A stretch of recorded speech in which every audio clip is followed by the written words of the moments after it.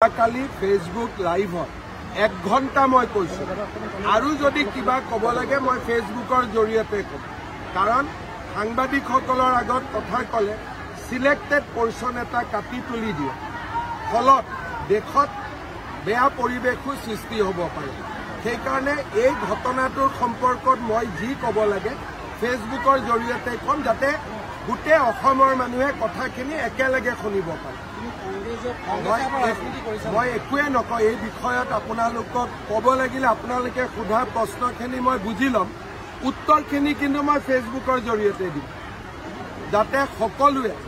একে কথা শুনিব পাৰে একে কথা বুজিব পাৰে নহলে এটা টিভি এটা কাটিব এটা টিভি এটা কাটিব আৰু পৰিবেশটো বেয়া হোৱাৰ সম্ভাৱনা থাকে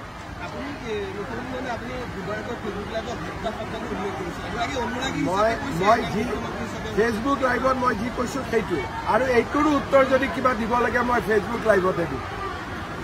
ঠিক আছে বিশ্বাস নহয় আপুনি যিটো কাটিব বেলেগ টিভিটো বেলেগ কাটিব দেশৰ জটিল পৰিৱেশত কমিউনিকেশ্যনৰ চিষ্টেমটো বেলেগ হ'ব লাগে ৰাজ্যৰ লগত ডাইৰেক্ট হ'ব লাগে দেশত যেতিয়া জটিল পৰিৱেশ থাকে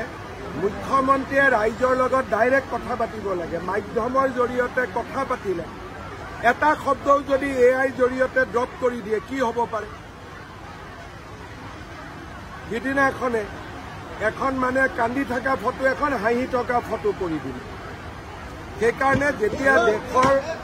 দেশৰ পৰিৱেশ জটিল হয় তেতিয়া ৰাইজৰ লগত ডাইৰেক্টলি কথা পাতিলে ৰাইজ সন্তুষ্ট হয়